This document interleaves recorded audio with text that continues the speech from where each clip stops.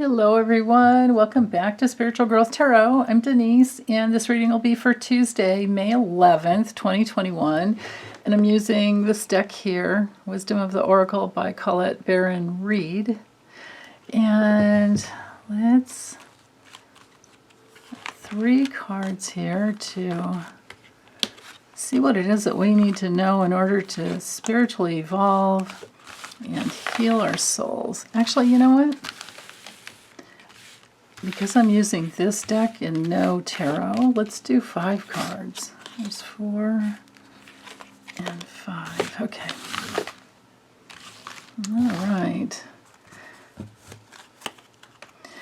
So, orphaned came through reversed. Exchanging gifts.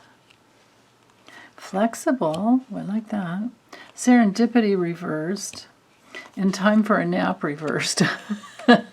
Okay, so here's our theme up here, being flexible.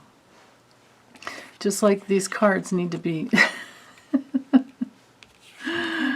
the edges are curling up, kind of funny.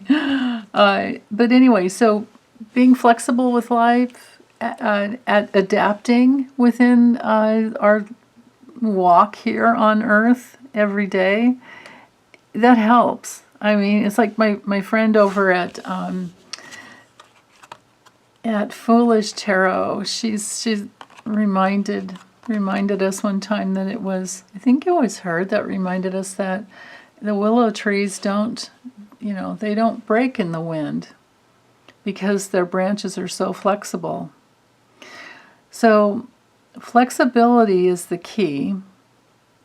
The orphaned card, when that comes through reversed, there might be some resistance to, let's look at the image here.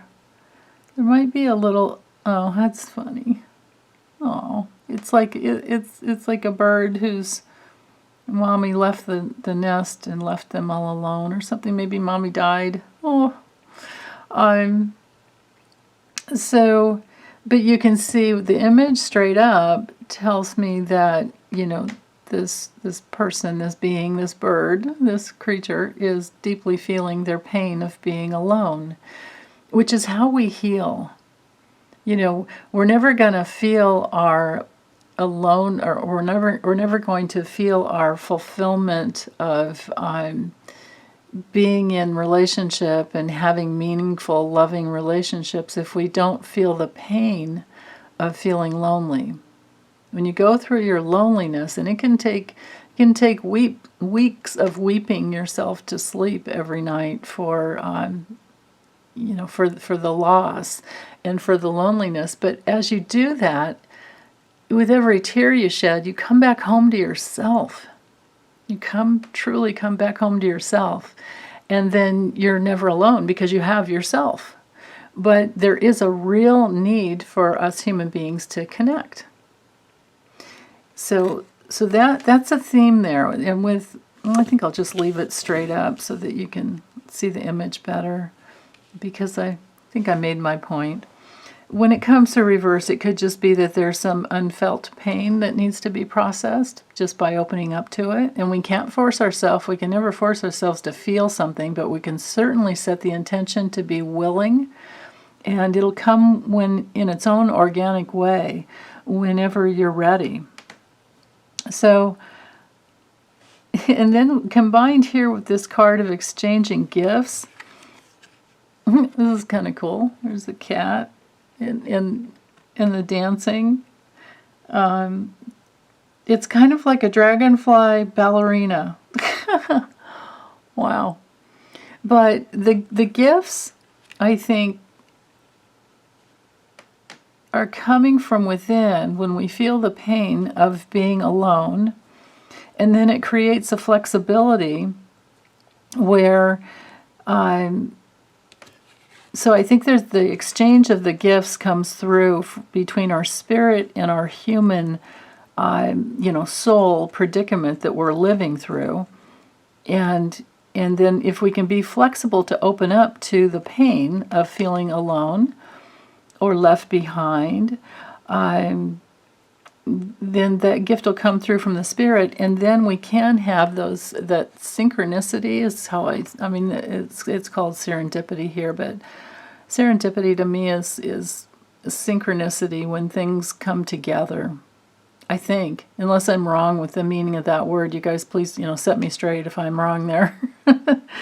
But I feel like this has to do with the synchronicity that happens.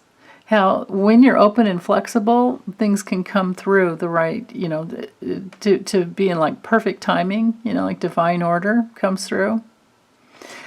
So when it comes through reversed, it can be that, especially when the orphaned card reversed and the time for a nap reversed, when all of that, to me, the combination here tells me that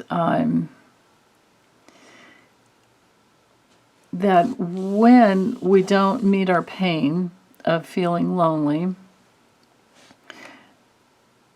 it's going to cause us to be like thrown back into the past. We won't be in those, we won't be in the divine order of the way life can flow and in that synchronicity if we don't get the emotional body cleared out to the point, at least enough to where it can flow, where your feelings can flow freely. And it causes like your defense system. It causes the cortisol. It causes the cortisol in our body and our defense system to be a little bit on high alert.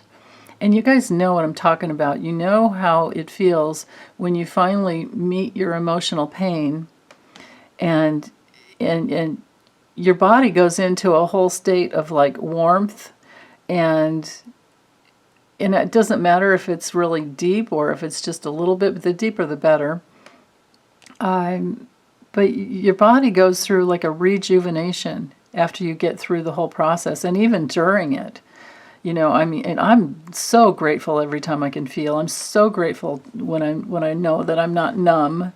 But if you have been kind of numbed out to your pain, that's okay too, because once you know that you're numbed out, you're kind of in that process of starting to thaw it out already, and it's meeting the tears that turns everything around. So you will have those synchronistic experiences in life, and then you won't be resisting like that time you might need for a nap to where you can relax, and just look at this. This is like, slumber. This is really beautiful. It's like a little fox sleeping on the edge of the moon there. That's gorgeous.